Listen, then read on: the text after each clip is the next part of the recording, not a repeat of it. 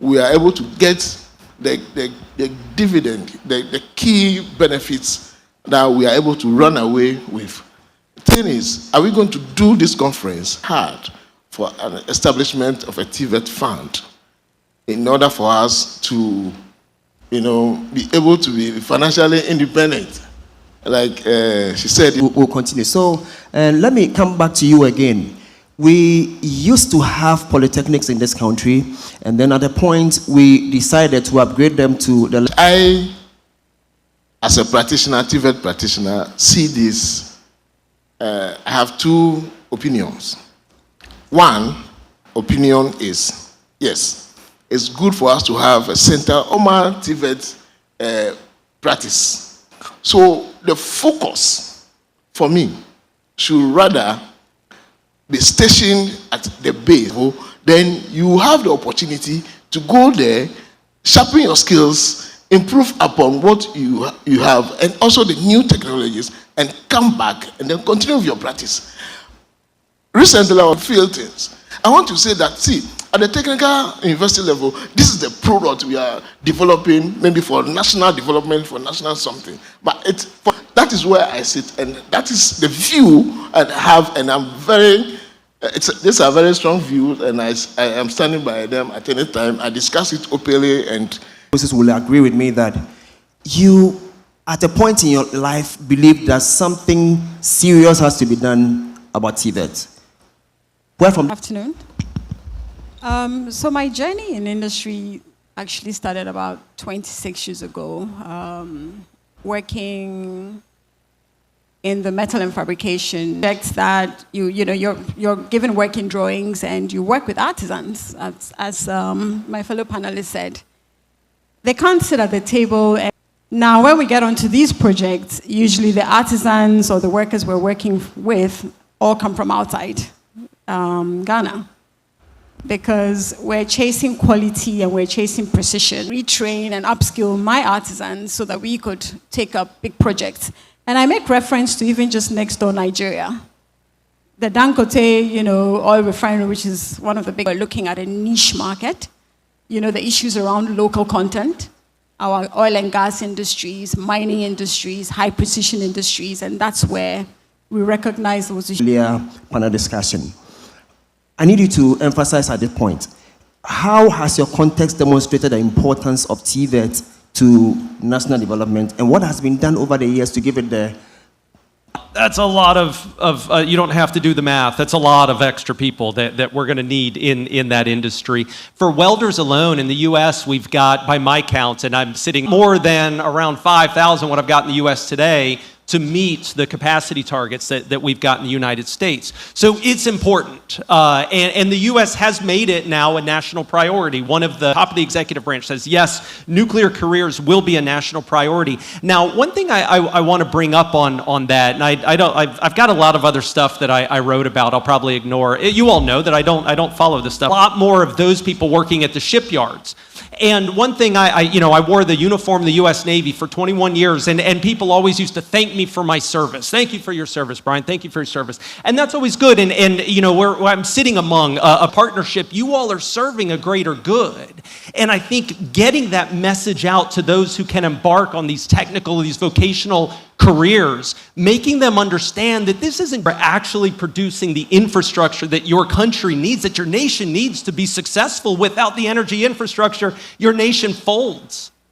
And so saying to that welder, thank you for your service to your nation, that's a big Super Bowl commercial. In the U.S., the Super Bowl is a pretty big deal. And I think it's a big deal around the world, American football. And I always said, I want a Super Bowl commercial. We need to get, who watches the Super Bowl? 18 to 25-year-olds. And I want the... That's very key. Now, Charles, let me come to you. I know for a fact that you recently partnered the Ghana Atomic Energy Commission. Focusing on the first program. So they explained to us about the initiative to adopt small modular nuclear reactors in Ghana.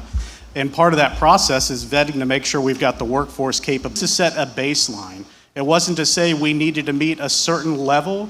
It was to determine what is the baseline today and what do we need to do with that group to bring up their skill to support the SNO. Out of the 40 selected candidates, 30 that came from public TVET institutions, and to add to what don't even put on a machine.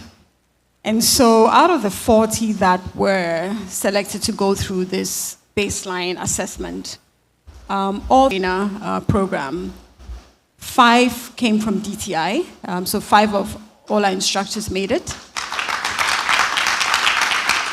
They are heading to the curriculum that we're using, is I think what Hobart is also using.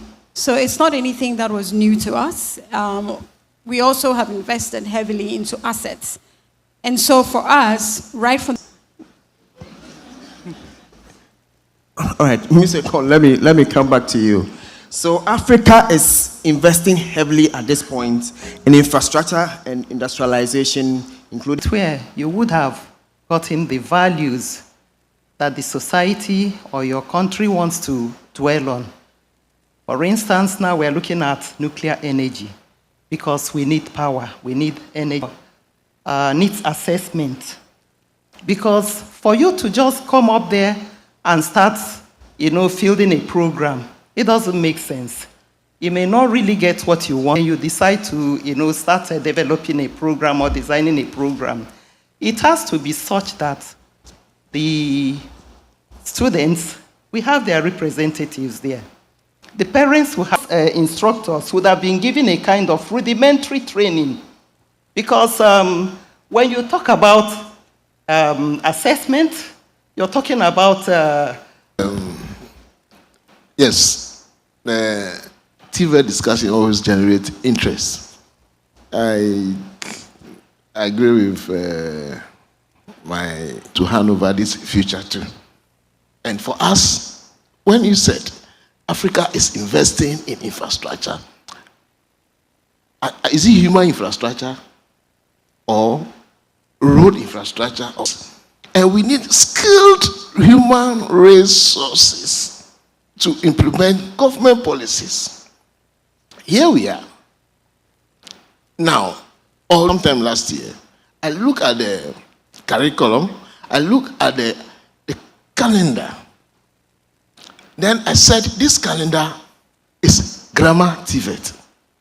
But practice, we are achieving close to about 62% of practice of what we are teaching the young. Now, therefore, please promote me. Otherwise, you will never be promoted. You will be there. I'll take you out and bring somebody who is able to give back to this young people we are doing and how best we are doing. But the conversation has to be the fact that we must begin to look at this from the continental point of view. This is an African forum. We have all over Africa. See, you can't stop human beings from traveling. I've said the same thing on a panel discussion in the UK. I told them, you are coming to recruit our people. You go there and tell me they are not to the standard. So once we standardize the training curriculum, it is good for all of us. We will be able to produce up to the standard of Nigeria. That is why we will stop bringing expatriate welders to Ghana on the rig, where we are deriving the oil, So that is... cannot develop skilled workforce alone. So can you share with us what practical models of collaboration between governments, industry, and training institutions have... With African Union, the MasterCard Foundation, the World Bank, IFC, African Development Bank, is really to be a catalyst for what a good TVET system can look like. And so we had reforms. And so what we are working with currently with the Ministry of Education and CTVET is looking at curriculum reforms. Trainer of trainer is also huge for us, and so one's actually towards that as well. Thank you very much. So, Brian, you want to add to this? Sure, I can just quickly. I know, maybe in the interest of time, in the United States Workforce Development Council in Idaho, along with industry, all of those partners coming together can then flesh out what exactly role do each of us play in managing that? That way, you know, every part of that partnership can feed into, you know, what the other kind of designs to develop the system. That's been apprenticeship program, and that's just a wonderful partnership directly with industry, feeding industry's interest, but with industry telling, you know, in this case, the trade. We need a lot more of that, but those are some underlying models that I think have been quite successful. All right, thank you very much. So quickly, Charles, let me come to you with this one. Technical education is often more institutions without compromising access. Yep, absolutely. So I'm going to piggyback off of what Brian said first. When you look at the models in the States, more recent industry partners, educational institutions, a lot of those were pulled together through manufacturing associations or workforce development. Now, as demands for workers increase, we're seeing more and more apprenticeships take shape, where the Constance case and our own, a lot of those training modules or programs, they're 6 to 10 months long. They're not 4 years of time invested. So even though those students may need to pull a loan or may need some development in Africa. So I begin with you, Mrs. Ekon. Africa. So I begin with you, Mrs. Ekon.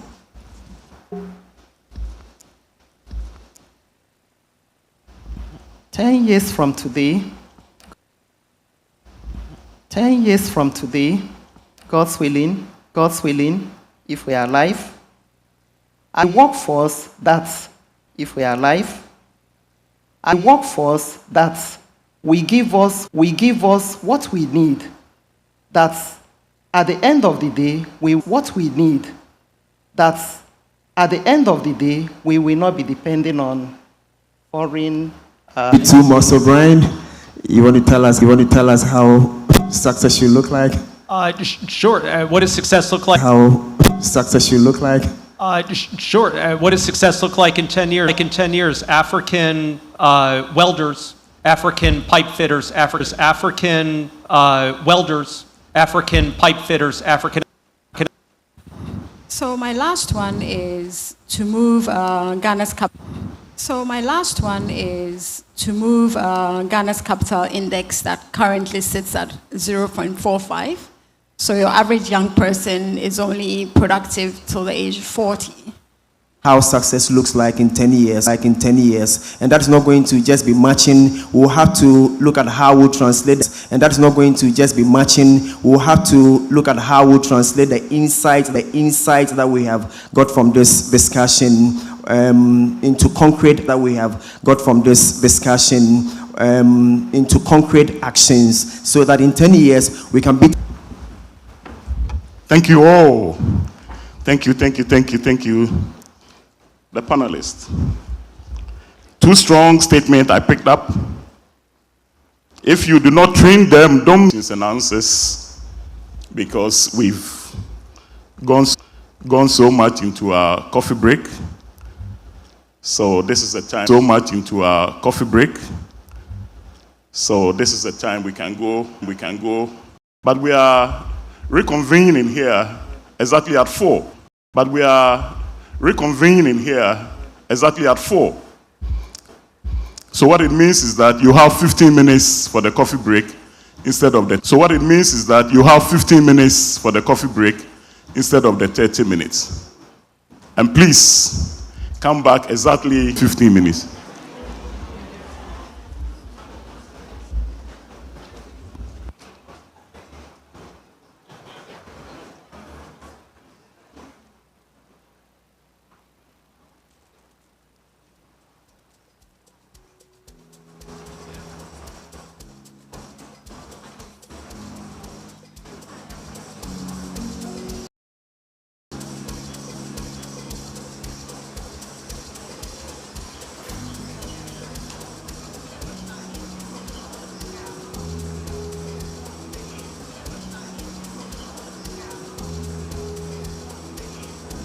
Our big brothers. Ghana has a big brother. And we have the Minister Councillor, BK Tony. He's representing the High Commissioner of Nigeria in Ghana. Can we see you, please? And having introduced Minister Councillor D.K. Tony, I think we are set to continue with the program. And former Chief Operating Officer and Head of Agency at the U.S. Trade and Development Agency.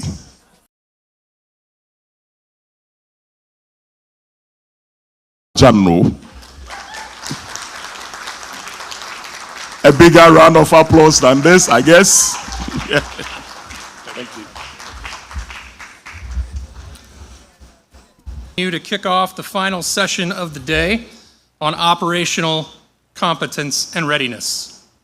From the U.S. perspective, our nuclear industry recognizes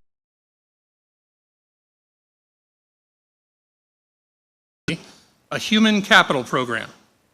A country can select an excellent and hopefully a US-based reactor technology. That country can secure financing, identify a suitable site, a precondition for nuclear operations. This is especially important in Africa, where nuclear energy has the potential to support industrialization, strengthen energy. Others already possess significant nuclear expertise. Every national program must therefore be tailored to local circumstances. But in every case, workforce development and control technicians, radiation protection technicians, quality inspectors, and many other skilled professionals. These workers build nuclear facilities, maintain critical systems, inspect components, electricians, machinists, and technicians. Which skills meet nuclear requirements today? Where are the gaps? What additional certifications, equipment, instructors, and quality system facilities, laboratories, instruction sites, and other industrial environments? They need supervised experience with real equipment, real procedures at operating facilities. But the objective should not be to create permanent dependence on foreign instructors. It should be to develop African instructors. African certification. A successful nuclear program requires nuclear engineers, but it also requires electrical, mechanical, civil, chemical, materials, environmental, and systems engineers. They are being prepared for reactor operations, regulation, radiation protection, fuel cycle activities, research, medicine, construction, expertise. However, those arrangements should be designed to address a challenge familiar to many countries. Talented students leave for an education abroad, and then governments and industry should establish clear routes from education to employment, including internships, graduate trainee positions, research opportunities, and leadership development programs. Physics, operating procedures, emergency response, technical specifications, and the interactions among complex systems. They must also learn to work as a disciplined team under both norm and discipline. The selected reactor technology will shape the specific curriculum, but operator education should not be limited to learning how just to manipulate controls. And this brings us to perhaps the most important element of workforce readiness, nuclear safety culture. Safety culture cannot be purchased from a vendor or inserted into a. It protects employees who raise legitimate concerns. It resists political or commercial pressure to take shortcuts, and it treats lessons learned at one facility important responsibility. Our role should be to serve as partners, not simply as exporters of technology. We should support African engineers, technicians, scientists, educators, and entrepreneurs. The objective is not to recreate the American system in every country and ambitions. And regional cooperation can multiply those benefits. Not every country needs to develop every capability independently. Centers of excellence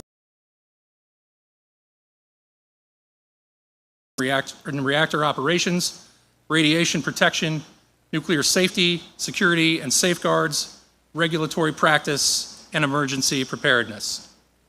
Universities could share faculty, expand the pool of expertise, and create a more mobile and resistant African nuclear workforce. We should also remember that regulators, lawyers, financial experts, communicators, emergency responders, security professionals, procurement specialists, and supportive public officials of young talent. Nuclear programs should draw upon all of it. The measure of success should not simply be how many people complete a training course who have not even been born yet. This is why workforce investment should begin before a final technology decision is made. Early action is not wasted, even if a project schedule changes, defined simply by reactors built on African soil. It should be defined by African engineers designing systems, African technicians managing nuclear supply chain. The United States and its nuclear industry is prepared to help. We can offer technology, train, qualify, employ, and lead their own nuclear workforces.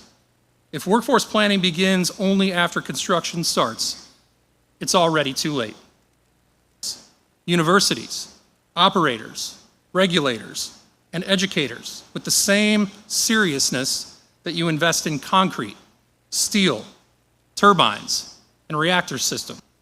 And that is critically important to recognize. Now, I must reiterate a maxim that has already been expressed multiple times today. Reactors do not create successful nuclear programs by themselves. Here in Ghana. But for other African countries that harbor civil nuclear energy ambitions, and based on today's ministerial statements, there are many. Get ready, be ready, and stay ready. Because the only way to achieve real readiness is to start building tomorrow's nuclear workforce today. As we have done here in Ghana,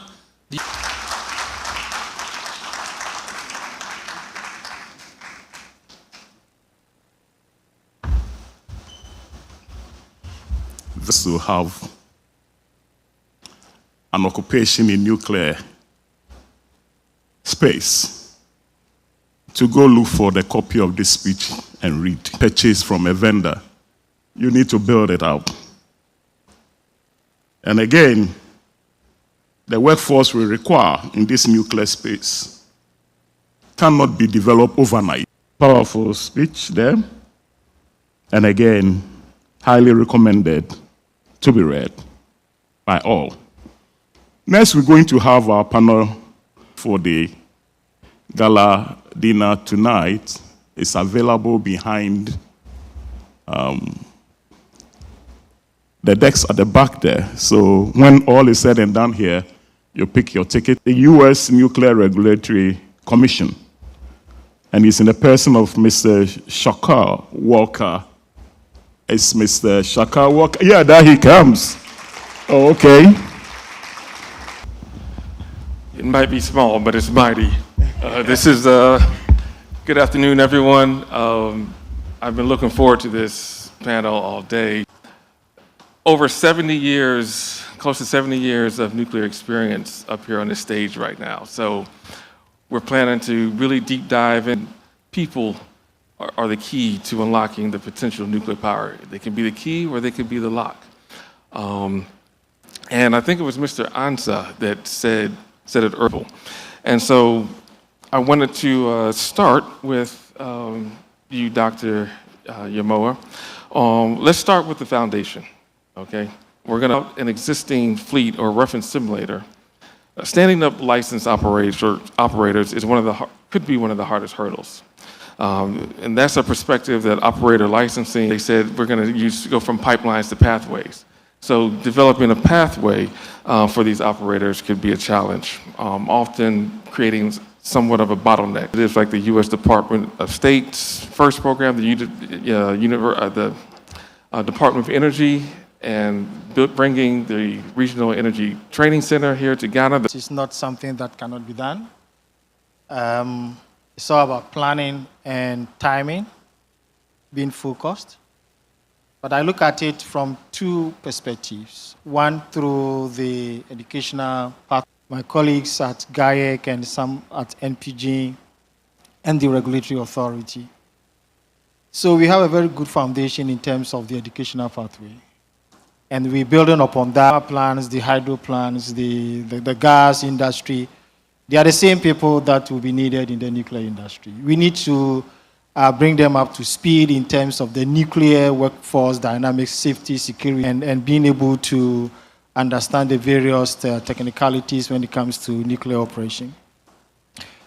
The path that with Hungary, South Africa, for example, in the past we have sent a couple of our staff to ESCOM when we were doing prepare our people. And to achieve all of this is to have a plan. Right. Okay, and as I sit here, I can tell you that at MPJ, we have a plan, we know our facility. Thank you for that. And I'm glad you brought up about the partnerships, because we heard earlier about the private, government, and public partnerships are going to be have years of experience. They can, depending on which reactor they choose, years of experience that they can rely on from across the globe. You dealing with the new technology. Again, I'm pleased to be here. Good to be back here in Ghana. Just saying, my first trip to Ghana was 16 years ago, and I'm glad to be back here. Go back in time, right? So I think I will actually challenge that assumption about the first of a kind and no experience. So the US, I mean, I know Brian can attest to this as well, right? So work for decades on fast-cooled reactors. It's just that you never had a commercial version of it, right? So at TerraPower, what we're doing right now in Washington, so starting from operations, starting from what tests they performed, what lessons did they learn, we are literally building on the food test facility, right? So we call it the sodium test and field facility. And what we're doing here basically is testing some of our heavy equipment, trying to understand how we'll site. And that test facility is standing right now. We're working on the internals during the winter months. In addition to that, August last year, we did announce the groundbreaking a 500 megawatt sodium fast-cooled reactor in Canberra, Wyoming. And I can draw a lot of similarities to, a new build, right, in Africa. But in this training center, what we'll be doing is, training center is going to be housing in our simulator. We began construction, but prior to that, the building is not ready, but we started training, right? So there's prior knowledge, but again, the reasons why it's good to start learning early, building that competence early, is let the operators get familiar with the plant. Again, it's not something you start, you don't start doing this when you're building the plant. I think you start building it way ahead of time. And so I think, again, we're leaning a lot on, I think the national labs. So, some of those digitized work processes that INL is working. There were a lot of folks from the national labs that were with the company. And again, I joined the nuclear industry during the early days of the NGMP, right? That was learn from them, document it, don't let it just sit in the head. Thank you for that, Dr. Ole. You brought up a lot of good points, particularly for operational scenario. To your point about the training, you said you've been training for a while. What gives you confidence that a model of the plant, right? You get to understand the physics. You get to understand how the plant will behave under normal and abnormal conditions. Todd mentioned about the imaginable. We make sure we get to model and be able to do repeatability of those scenarios. Basically, it's one thing physics teaches us, right? We'll build those models in and make sure that the operator. My colleagues from MPI, NRA, MPG, we have the people, we have and they will be ready, of course. But to scale it up, just nuclear. You are not just training people to operate a power plant, but you're training people with safety consciousness. Yes. And that is in the nuclear industry. That's good, because two things. One, documentation is easy because that's how you institutionalize that knowledge. And then secondly, training them with not only the skills, but the safety culture. And we'll get into safety culture. And as Mr. Aberjano shared, that you can't buy it. You can't buy it from a vendor. And talking about the people that will be keeping the plant running safely, the skilled trades, the specialists we've been speaking about today. So, Stephen, from the trades to a specialized safety function, something from the IAEA on decision-making for sustaining operational excellence in nuclear power plant operating organizations. It was a report they had. We transfer knowledge from foreign partners that we've been speaking about into a durable, indigenous Ghanaian workforce, so that decades from now, there'll be a clear pathway in terms of which direction that we go in. So, but of course, whether it's large or SMR in terms of knowledge retention, knowledge transfer, there's no distinction. In terms of how do the potential partner, work with the Ghanaian in terms of participation, because it is only through that. And when we talk about knowledge transfer in this case, it's not just only about the direct nuclear facility design and stuff like that. In terms of safety culture, in terms of security planning, emergency planning. So knowledge transfer is part of our program development, and through documentation in terms of procedures, processes, strategies that we put in place. And I've been telling my team at NPJ, and it is through that we capture the challenges, the issues, the gaps. We fill those gaps, and then we pass it on through the time that you have the executive director talking and providing training. But my people should be able to step in whenever I'm not there, step in when these managers are not there. So we're encouraging our people to stand in front of us to do our great integration study. I told them, you guys, you can do it. You can do it. But they were a bit hesitant. And then through IEA, we got absence, for example, will not stop the program. The absence of a manager will not slow down the department. So we dictates. Wow, that's really good. Yeah, please clap for that. There was a lot in there. I mean, your workforce is potentially right next door at the retiring coal plant and in Kemmerer, because right now you're analytics, and it notes that skilled trades are nominally transferable from other sectors, but NQA1, which is the Nuclear Quality Code, said about you mentioned corrective action programs, right? I want to say it's critical to document your failures.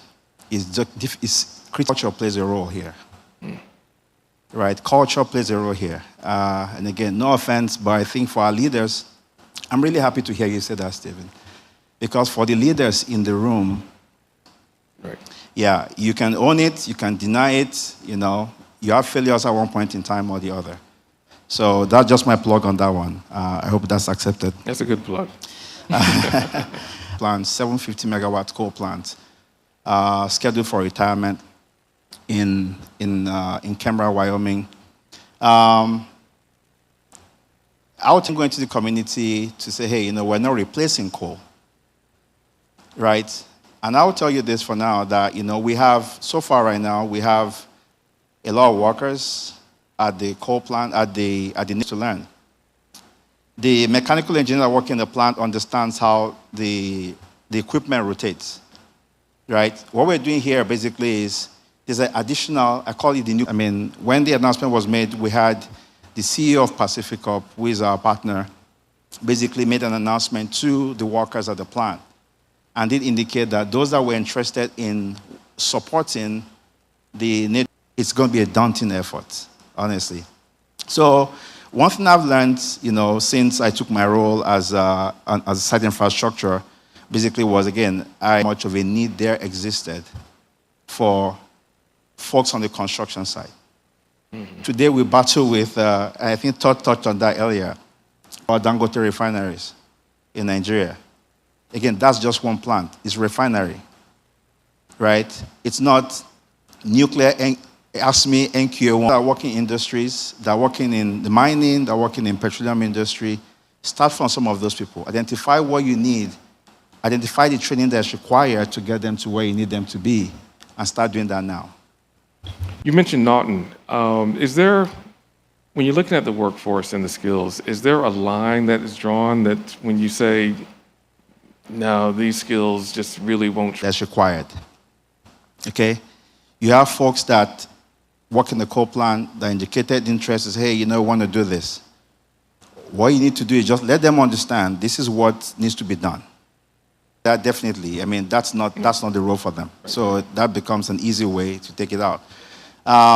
You know, there was an earlier panel session about people having classes and people failing classes. It's not you. It's look at the timer, please. Yeah. Continue. Anyway, yeah. So we don't have a line drawn. Again, I'm not sure. Is that second part? What's the second part of the question? You know, I mean, safety, right? So you understand what the safety requirements are. I just need to let you understand what the safety culture really looks like. It's a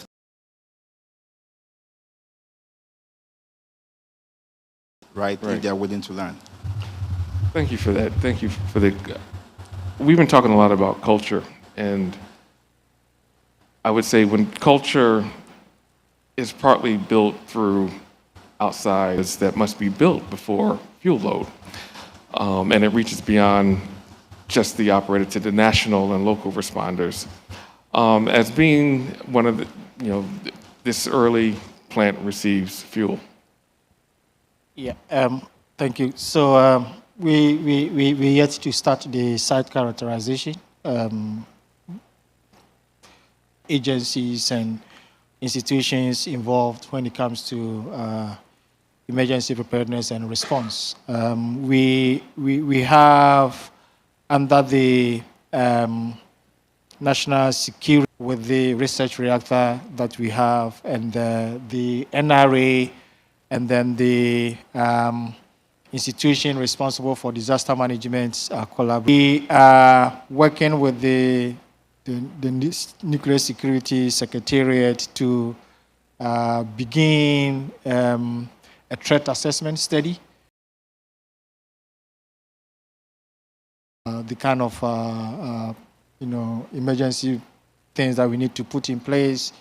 When we have also completed the environmental impact assessment study, that we are working with the other agencies to identify, you know, which agencies have a role to play in terms of emergency preparedness and response, and what organization will be more directly, you know, front-leading the on-site emergency preparedness and response. And we currently preparedness and response mechanism, and then the investment required, the training that we need to provide, of course,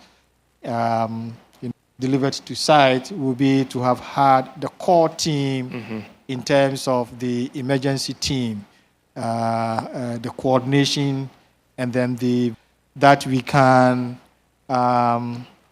what do you call it, we can leave it in terms of drill, in terms of really be activated when it has to be activated, because having a plan is one thing, right, but activating the plan to address the emergency is a different thing. So I would say we are we're looking at it is the threat assessment that we have to do jointly with the security agencies, and then the environmental impact assessment that we also have to do, and then the feedback from these two, right, hopefully we will get it you will. in place ahead of the project receiving fuel on site. Right. Nuclear security realm, that's a whole nother conversation. So we'll table that for to dive deep into that later. Based on time, I want to give just some, ask important. This USANES is a key, and it's been a perfect segue from the last USANES we had, which was industry readiness. is, in your opinion, the single highest priority investment a nuclear program can make to ensure workforce readiness over the next 2 years? Probably I can start forward. And so investing in training facilities is something that is very key to us as a program. And in the African culture, you know, it's really hard for you to question. You look at your boss and then try to encourage people. So I always encourage people to feel free to come to me, but I don't want also to bypass the protocols, you know. You don't leave your manager when you have to, you know, technically and practically, you know, correct each other. So for me, this is where we're looking at in terms of ensuring that not just providing the conscientize our people, because we cannot go to the nuclear industry with the African culture. We need to go with the nuclear culture. And I think that year has come out with not just safety culture, it's a culture for safety. You know, I think African countries here need to develop deliberate learning mechanisms, right? Deliberate learning mechanisms. Earlier about, you know, I think documentation, I think is very critical. Again, lessons learned, it's very important. You know, Ghana might, now some of this might be transferable, there's some you will need to learn. But the ones that are transferable, you need to document them. If you don't have that captured, that'll be a problem. I think, you know, so, you know, simulation, workforce readiness is infrastructure. We tend to see infrastructure as those physical things, like, you know, the building the reactor. I think workforce readiness infrastructure. I think the words I'll leave you with again is in here, right? Let's leverage them. Thank you. Let's give a round of applause for Dr. Yamoa and Dr. Omoto. Thank you to the Ghana Atomic Energy Commission for sponsoring this as well. Thank you all for your time. It's been a pleasure.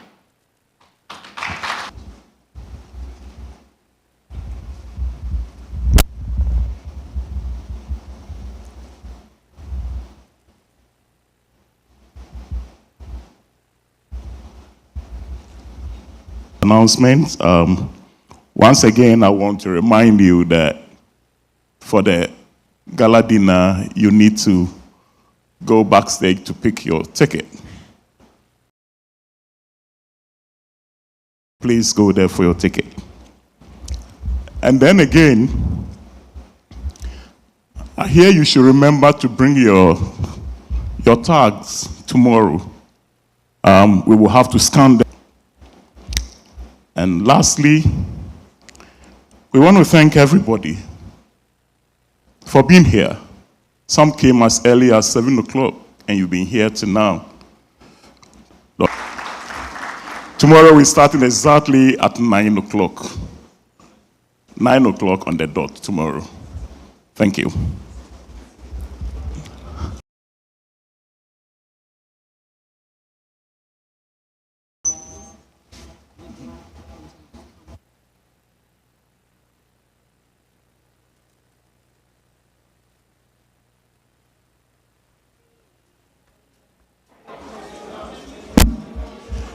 Okay, those who travel from the continent, please, the tickets are here. You can.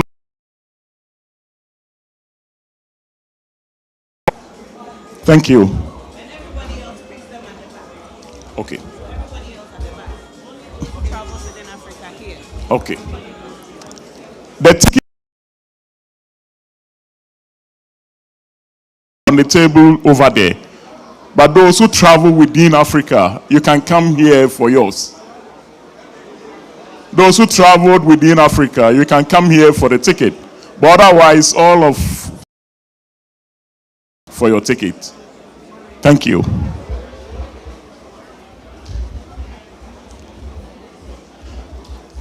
Those who travel within Africa, please come forward for your ticket.